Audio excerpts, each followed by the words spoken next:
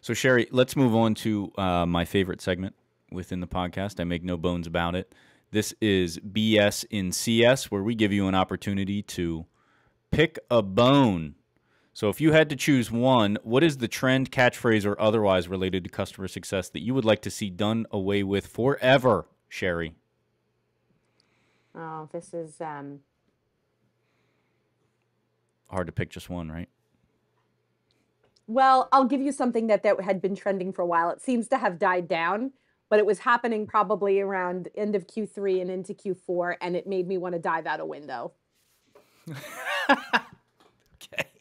I was very passionate about it. It got on my nerves. Bringing it back. Customer success is the new sales. Stop it. Stop it right now. I know where it's coming from, and a lot of people said, no, it's not the team, it's not the person, it's the outcome. But that phrase is confusing. It's not the new sales.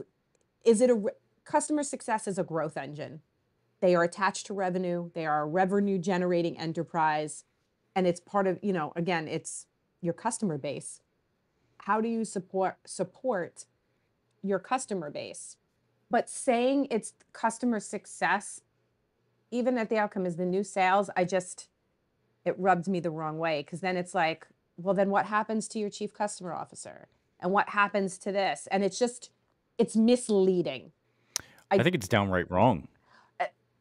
I understand the sentiment behind it. But new business sales and what customer success does, is there still revenue involved? Yes, but it's a different skill set and there's different behaviors. And when you say it like that, like I said, it's just really misleading. And they're both part of revenue, but in different columns.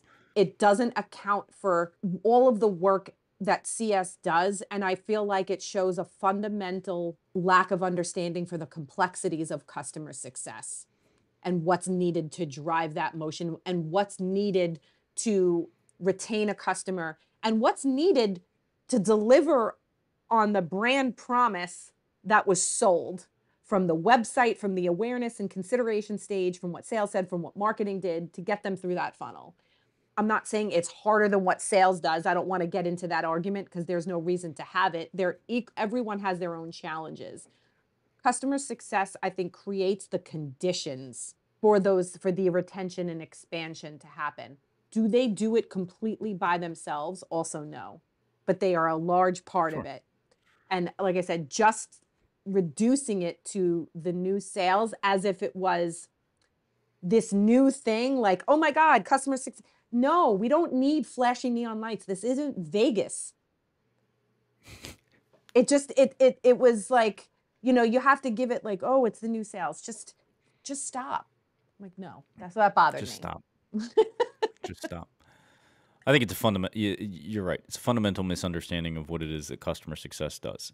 It is increasingly responsible for a portion of revenue. Okay, but that does not mean it's sales. If your only understanding of revenue generation is via sales, well, that's a different problem entirely. But they are not the same thing. There is a selling aspect. I don't want to say that, Sure. But it's not.